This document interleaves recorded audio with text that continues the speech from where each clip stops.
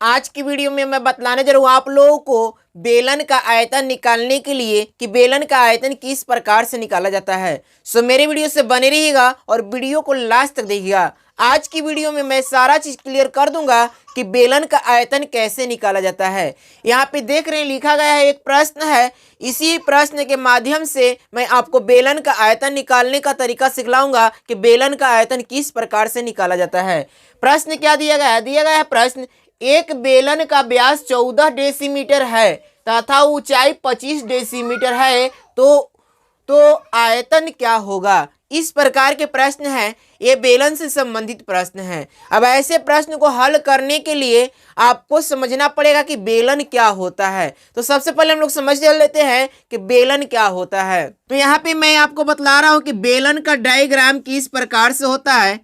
यहाँ पे ध्यान से देखिएगा, इस प्रकार से जो बनाई गई ये डायग्राम है, इसी को हम क्या कहते हैं? बेलन कहते हैं। तो यहाँ पे हम समझ गए कि इस प्रकार से एक बेलन होता है। इसका दोनों आधार जो होता है वृत्ताकार होता है, यानी कि ऊपर वाला ये जो भाग है, ये आधार जो इसका ऊपर वाला है वृत्ताकार है, और नीचे वाला ये जो आधार दिया गया ये भी क्या होता है? वृत्ताकार होता है। अब जब ये वृत्त है तो वृत्त में देखे होंगे कि वृत्त इस प्रकार से होता है। इस वृत्त में आपको ध्यान दीजिएगा तो किनारे वाले जो दिया गया लाइन है इसको हम बोलते हैं परिधि। इस वाले लाइन को हम क्या बोलते हैं? परिधि बोलते हैं। और यहाँ से यहाँ जो दूरी दी गई रहती है इसको हम बोलते हैं व्यास।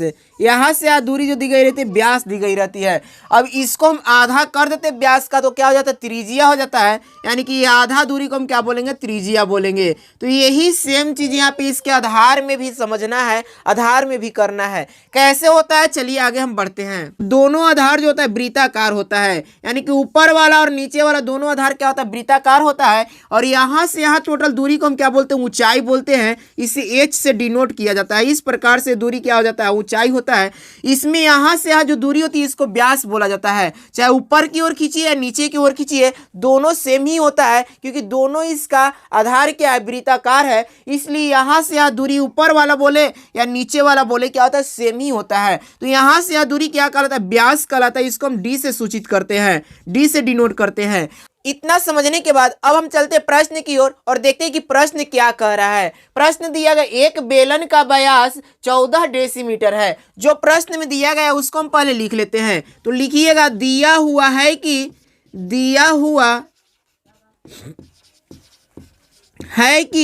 बेलन का व्यास, ठीक है, बेलन का व्यास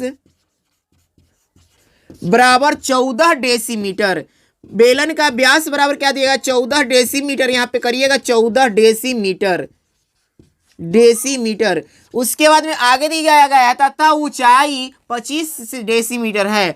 ऊंचाई कितना दिया गया है? ऊंचाई दिएगा 25 डेसीमीटर। यहाँ पे क्या करेंगे? ऊंचाई बराबर लिखिएगा 25 डेसीमीटर। अब इतना करने के बाद हमें करना क्या है? 25 डेसीमीटर। इतना करने के बाद आपको क्या करना है? बेलन का फॉर्मूला देखना है कि बेलन का फॉर्मूला क्या होता है, वो आपको याद करना पड़ेगा। तो बेलन के आयतन का फॉर्मूला जो होता है, बेलन का